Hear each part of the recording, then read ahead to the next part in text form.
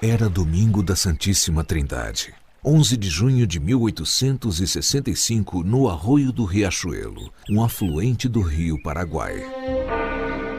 Os marinheiros preparavam uma missa a bordo. Mas a manhã que prometia ser calma trouxe com ela 8 navios de guerra inimigos.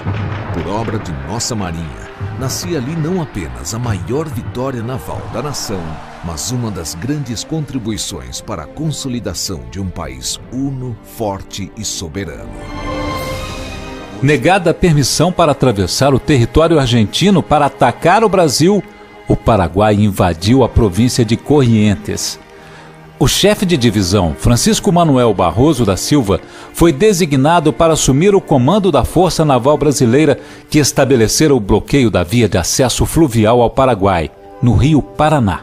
A primeira missão do chefe Barroso foi um ataque à cidade de Corrientes, ocupada pelos invasores.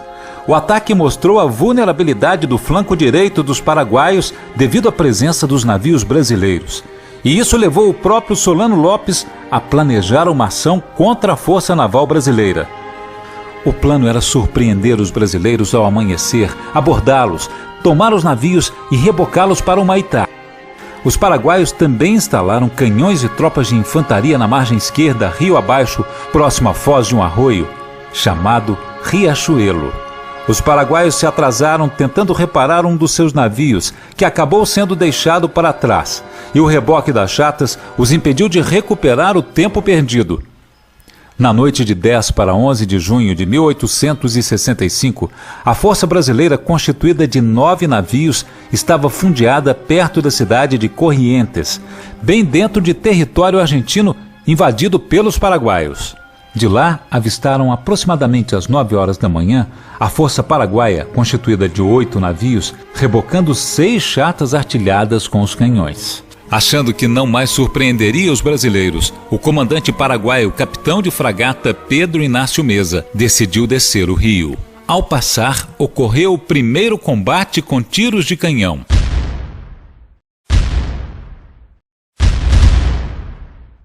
Os paraguaios foram se abrigar junto às margens próximas do Riachuelo, sob a proteção de sua artilharia e tropas de infantaria. Após elevar a pressão das caldeiras, a Força Naval Brasileira começou a descer o rio atrás dos paraguaios. A capitânia do chefe Barroso, a fragata Amazonas, era a última da linha. Quando Barroso avistou os navios paraguaios, resolveu deter a Amazonas para bloquear uma possível fuga do inimigo rio acima. Essa sua manobra não foi bem entendida pelos outros brasileiros.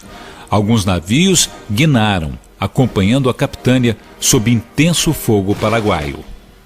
O Jequitinhonha acabou encalhado.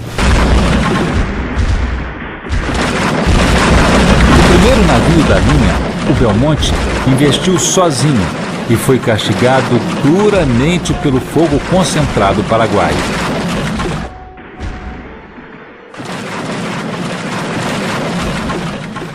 Para reorganizar sua força naval, Barroso avançou com a Amazonas, assumiu a liderança dos navios e completou a passagem, sob os tiros dos canhões paraguaios e da fuzilaria de terra. Afastou-se depois, descendo o rio Paraná com apenas 6 dos seus 9 navios. O Jequitinhonha estava encalhado para sempre.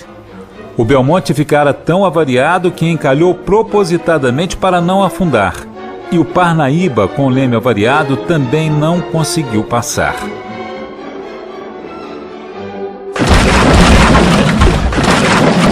Barroso corajosamente decidiu regressar para a armadilha de Riachuelo. Desceu o rio até um lugar onde o canal permitia fazer a volta com os navios e cerca de 1 hora depois estava de volta. O Parnaíba estava sendo abordado e dominado pelo inimigo, apesar da resistência heróica dos brasileiros. Alguns lutaram até a morte. Mas Barroso tirou vantagem do porte do Amazonas e usou seu navio para abalroar 3 navios paraguaios e vencer a batalha.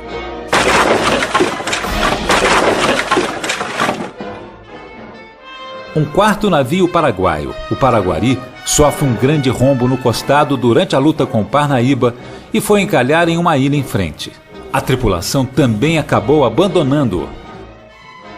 Concluída esta etapa da Batalha do Riachuelo, eram cerca de 16 horas. Barroso tratou de tomar as chatas. 4 navios paraguaios conseguiram fugir. Com a aproximação da noite, os 2 navios brasileiros que os perseguiam regressaram para evitar encalhes em território inimigo. Antes do pôr do sol de 11 de junho, a vitória era brasileira.